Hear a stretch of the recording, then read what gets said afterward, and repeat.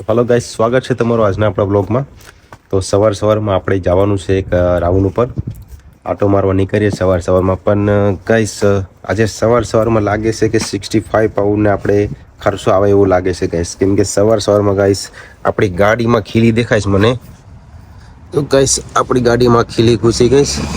લગભગ આજે 60 પાઉન્ડ કે 65 પાઉન્ડનો ખર્ચો આવે એવો છે. લગભગ આપણે ટાયર ચેન્જ કરવું પડે ગાઈસ. તો ચાલો હવે આપણે જઈએ હવે ગેરેજે. પહેલાં તો ગાઈસ ગેરેજે જઈને ભાઈને દેખાડીએ કે આમાં શું છે, પંચર છે કે શું.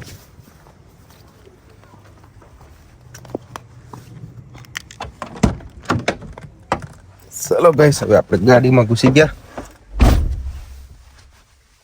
ગાડી ચાલુ કરીએ. તો ગાઈસ આપણે ગાડી ચાલુ કરી દીધી છે. તો ગાઈસ ગાડીમાં વોર્નિંગ લાઇટ આવી ગઈ છે, ટાયરમાં હવા ઓછી છે એમ. તો લાગે આપણે 65 કાં તો 70 પાઉન્ડને આજે બૂચ લાગવાની છે.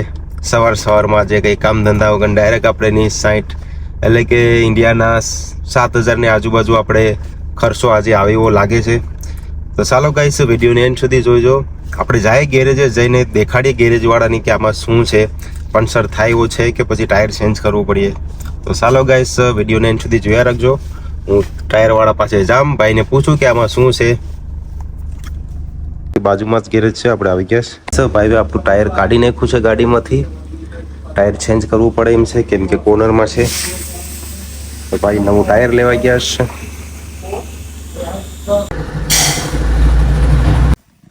તો ગાઈસ આપણે ટાયર ચેન્જ કરીને આવી ગયા. 65 પાઉન્ડ લીધા ગાઈસ એક ટાયરના. એટલે ઇન્ડિયાના જો હમણાંના ભાવ પ્રમાણે જોવા જઈએ ને ગાઈસ તો 8400 રૂપિયા થાય ગાઈસ એક ટાયરના. તો સવારમાં ગાઈસ આપણે 8500નું નુકસાન થઈ ગયું આજે.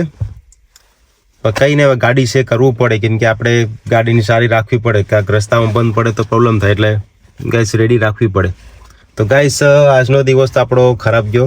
8500નું આપણે નુકસાન થઈ ગયું. હવે આપણે ટાયર ચેન્જ કરીને હવે ઘરે આવી ગયા. આપણે ઘરે આવી ગયા છે. હવે પાર્કિંગ કરી દીધી જ ગાડી. તો ચાલો ગાઈસ હવે આપણે મળીએ બીજા વ્લોગમાં.